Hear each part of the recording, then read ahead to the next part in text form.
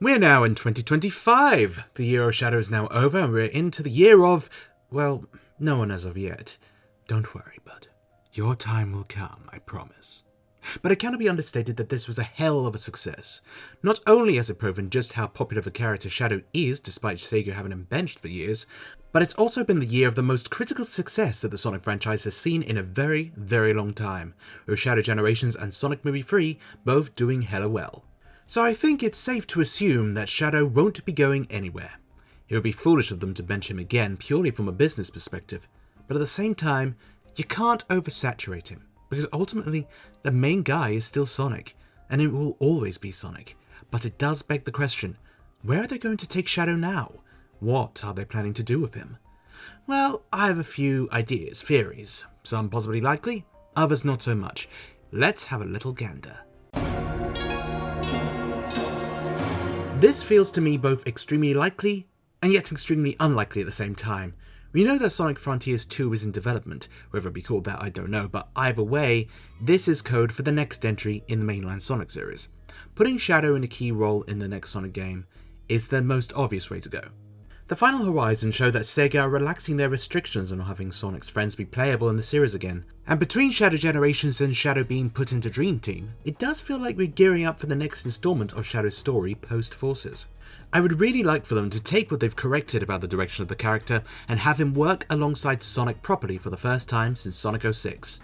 Channel Pup and I have been speaking about wanting a Sonic Stroke Shadow game for some time to properly put the two characters together and flesh out their dynamic, like a road trip kind of game. I know we have the Twitter takeovers and Tails Tube, but we really need something with the canon version of the characters interacting, not just the social media versions. In terms of gameplay, Shadow would also fit really well into the Frontiers playstyle. It would give the developers a chance to give him a properly fleshed out moveset on his own terms, with obviously no Doom powers to play with presumably. They could really enhance the level or zone design by having sections catering to these powers, and even the combat has a chance to be staggeringly good. As we know that Shadow is an even more skilled fighter than Sonic is, I would expect that chaos abilities like Control, Spear, Blast, and all that can make for a very fun and destructive moveset. Maybe you could even have Titan-esque boss fights with chaos abilities, maybe not as Super Shadow, but maybe it could be a threat that needs him to remove his inhibitor rings, and we go at it as Chaos Shadow, and under a strict time limit that can't be increased through upgrades and the like, leading to shorter, but challenging and high quality battle scenarios. It's a pipe dream anyway. I feel like a new game where Sonic, Tails, Knuckles, Amy, Shadow, Rouge, and maybe Omega all play a part of the story would be excellent, having a game purely between Team Sonic and Team Dark. I think it's about time those two teams got a proper adventure together, so we can see their contrasting mindsets, how certain teams want to do things differently to others. I think there's a lot of writing opportunities and a lot of gameplay opportunities there. I think it could be fantastic, but I don't think that's going to happen. But again, it's a pipe dream. I just want to see Shadow interact a lot more with these characters. I want to see character dynamics form, just like in the older days. One of the things that 06 and Forces, as generally clowned on as they are, got right from the get-go is that Shadow was a part of the team and worked with Sonic. There was no real ego towards his allies, no malice. He worked with everyone through their devastating scenarios. So for Frontiers 2, I want to see him work together with people outside Team Dark again. I want to see him and Sonic actually get on, while butting heads like ferocious siblings. Of course, the key thing is what story would actually allow this. The story has to give him his own arc to go through, along with Sonic, and preferably with his second closest friend after Maria, Rouge. Shadow excels when the stories are emotional, and having him, Sonic and Rouge, along with everyone else involved, endures something really major, whether it be related to the Ancients or a new threat, something that really brings out the emotion of the scenario. It has the potential to be some really powerful storytelling. The other direction they could also take is to continue Shadow's spin-off franchise following on from Shadow Generations. This year in November, it will be 20 years since Shadow's first standalone game. I mean, yeah, we know the game wasn't received all too well, and depending on who you ask, it's either a meme paradise, a terrible atrocity, an underrated gem, or just plain old mid. But one thing you can't say is that it's been forgotten, because my god, it has lived on through these 20 years. Personally, I recognise its many flaws, but I still have a fun time playing it. Continuing Shadow's spin-off franchise as a kind of sub-brand for the Sonic series would be a bold move, but also a welcome one, I think, with him getting an even bigger fanbase thanks to the third movie. Shadow as a character can sell. Sonic X Shadow Generations has sold over 1.5 million copies in a month. With the combination of Christmas and the massive amount of hype that Sonic Movie 3 generated, we can safely assume that this figure is probably over 2 million by now, or at least closing in on it, but I'm pretty sure it's probably over. That is, of course, taking into account that it was bundled with Sonic Generations, which accounts for a great deal of purchases, no doubt about that, and its 2005 game sold about 2 million copies over the course of a year and a half, but maybe I'm just optimistic. I really do feel that Shadow can sell on his own, especially now. I think, however, this would have to be the game that sets into motion Shadow moving on with his life. I think we're in a sweet spot now where we have squeezed just about enough out of Sonic Adventure 2 and his friendships with Maria and Gerald. Shadow's side of the story gives Sonic Team an opportunity to tell a different kind of story, whilst the main series remains in the Frontiers-esque high-octane action-adventure style, refining that style of gameplay. To prevent changing the wheel too much, I feel like sticking with the Shadow Generations gameplay style would definitely help it excel, maybe with a new focus on Chaos abilities as the replacement for the Doom powers. Or maybe you could bring the Doom powers back and have Shadow be able to use them again regardless of Black Doom. Speaking of Room, Black Doom has effectively died twice now, so I'm not sure a third game of Shadow vs Doom would be the wisest way to take it, when you could do so many other things or revisit other familiar enemies, or even make new ones. Even though Word of God has gone on record as saying Black Doom is Shadow's nemesis, I feel like there comes a point where it would just undercut the stories of both Shadow 05 and Shadow Gens if you keep bringing him back. At least give him, well, that's the thing, it is weird to say give him a rest, even though he's had a rest for about 19 years. It depends on whether you have anything suitable you want to explore with Black Doom that would make him a suitable antagonist. That said, there are 3 other very good candidates that I can think of as a new villain for Shadow's story. For my first pick, Infinite. Infinite has unfinished business with Shadow.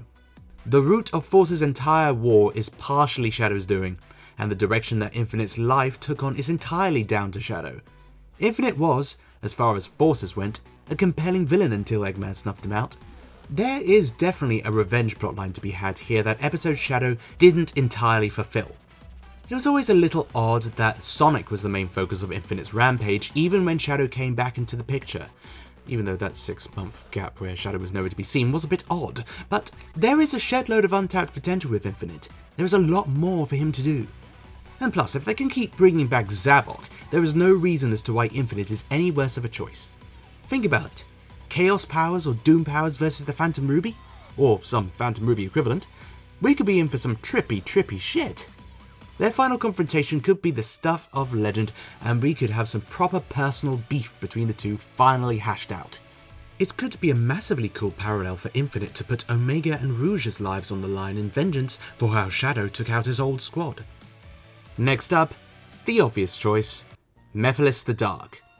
The thing with Mephiles is that in some way or form, he is still out there, and he is a genuinely terrifying threat. Mephiles is the only villain in the series to have canonically murdered successfully Sonic the Hedgehog. It only took getting tilted at the towers. Anyway, another casualty of Sonic 06, it took another 18 years for Sega to acknowledge that he's actually still alive, just not thriving at all, based on his last appearance in Shadow Generations.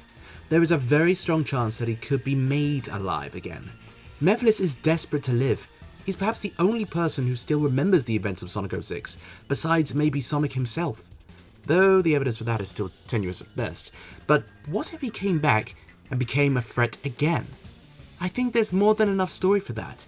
Much like Infinite, his revenge against Shadow would be intense, and I would love to see where that could go. There are other options, of course. They could go with a solely original villain. But there's also an idea that isn't solely out of the realm of possibility. Adapting someone from the Archie comics, such as Eclipse the Darkling, who, according to his creator Ian Flynn, was actually a replacement for Mephiles' inclusion in the Shadowfall storyline, who was removed at Sega's request.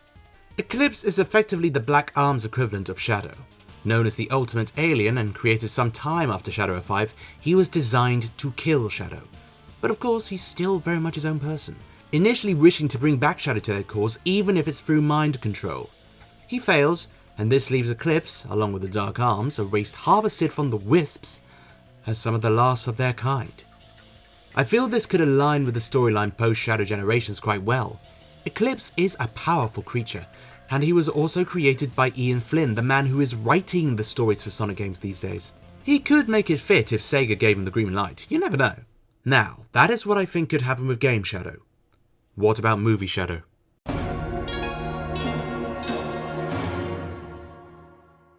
Sonic the Hedgehog 3 is looking to make the most money of the 3 movies, having made well over $220 million worldwide in just 12 days, doing better than Sonic 2 did at the same point in its cinema lifespan. And you've got to give it credit here, because it is going up against it. It is going up against new installments of 2 extremely popular and beloved Disney properties, Mufasa the Lion King and Moana 2, and the movie adaptation of one of the most popular musicals of all time, Wicked. Not only that, it's the most critically praised movie in the series by some margin, with a critic score of 88% and an audience score of 96% on Rotten Tomatoes. That is the power of Shadow the Hedgehog for you. Do not doubt him. So where do we go from here? Keanu Reeves played one of, in my opinion, the best versions of Shadow the Hedgehog ever, so it's probably safe to say we're going to get something from him again. But what form will it take? Once again, spoilers for movie 3 from this point onwards. Much like how Knuckles got a series last year, I feel there is tons of potential for a Shadow spin-off of any kind to be developed, and I think the baseline premise is quite obvious. You know it. It's time to get the movie universe's version of Black Doom involved. With this version of Shadow having come from Earth in a meteor, it's highly unconfirmed, but highly likely, that it was sent by Black Doom from the Black Comet. So I think this is easily grounds for Jeff Fowler's team to do their own vastly streamlined version of Shadow 05. Yes, I am being serious.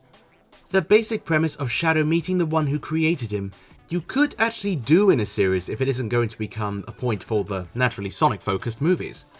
Of course, he would need a human companion to go along with him to both save on the CGI money and have the human element that they like to keep going. And for that, I recommend Agent Stone, the best human character in the movies who isn't played by Jim Carrey. I would love to see him paired up with Shadow, as they've both lost a Robotnik that they adored and are grieving over. Now, the following would require a bit more of a movie budget, but this would be the ideal place to introduce Rouge the Bat into the movieverse as well, while keeping her actual meeting with Sonic saved for something like Sonic 4 or Sonic 5, where you can effectively reintroduce the character along with Shadow, which might actually be a good way to do it. Given Shadow retained his super form the longest at the end of the movie, he may still have the emeralds, so Rouge being the jewel thief that she is, it kinda writes itself. One thing I will say though, is that the tone cannot be like Knuckles. It has to be taken with a bit more seriousness than the usual productions in this universe. The Shadow segments of Sonic 3 had a really great tone, and that is something they should be aiming to recapture and suitably progress from. Not too seriously, of course, because at the end of the day, this is still a Sonic thing. So enough that the absurdity of it all isn't lost, but enough so you're not exactly like guffawing with laughter. They did get Shadow's character down in the movie perfectly though, so that will be enough to carry anything. Gabriella should kill them both. She's not a prize to be won. I love that line so much. Do I think they'd give Shadow a spin-off movie at the end of the day?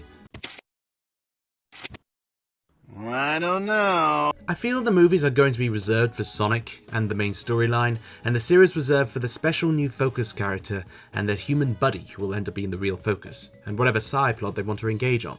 The benefit of the series being that there is more time to flesh out what you want to do, but also far less money, so you have a narrow ceiling placed over your head. It's no doubt why there wasn't much Knuckles in the series Knuckles. Benefit to the movie is that there is a lot more budget, but less time, and a lot more pressure. I could be surprised and a Shadow movie could be announced next month or something, I don't know. Probably not, just to be realistic again for a second. Though I feel like if it's to be a movie, then I feel Jeff Fowler will be too busy with directing Sonic 4 to direct the Shadow one, and Pat Casey and Josh Miller will probably be exactly the same in terms of writing the story. So I would hope that they get a particularly good team of writers and a good director to handle whatever project this turns out to be, movie or series. Shadow is one of those characters that needs to be handled with a lot more delicacy and care than you would usually think to get him right. That's why he's achieved such a high level of popularity. His character's just that good. Naturally, speaking of Sonic 4, I think it's easy to assume that Shadow will be back in Sonic 4, having been the most popular character in 3. But we don't know what kind of role he would take on. The CGI character budget is certainly going to be stretched. We'll have Sonic, Tails, Knuckles, potentially Shadow, as well as Amy and also Metal Sonic, an army of Metal Sonics, the Metallics, if you will. but I think they will probably have Shadow as a priority to include, especially with Jim Carrey perhaps no longer being involved. Amy and him will be a big draw, and it would be great to see Metal Sonic get reacquainted with modern audiences. So maybe there is a year of Metal Sonic on the cards that could give him the push he needs. Go watch the OVA. Oh, who was that? Anyway, that's my thoughts on what's going to happen with Shadow the Hedgehog in the future. He's my favourite character in the franchise, and I so hope that he is taken to new heights over the next few years. If this is the year that against all the odds he takes over the franchise and becomes the next Ichiban to Sonic's Kiryu, well, I wouldn't complain, let's just say that. If it's going to happen at some point, it may as well happen now. Anyway, until next time, see ya!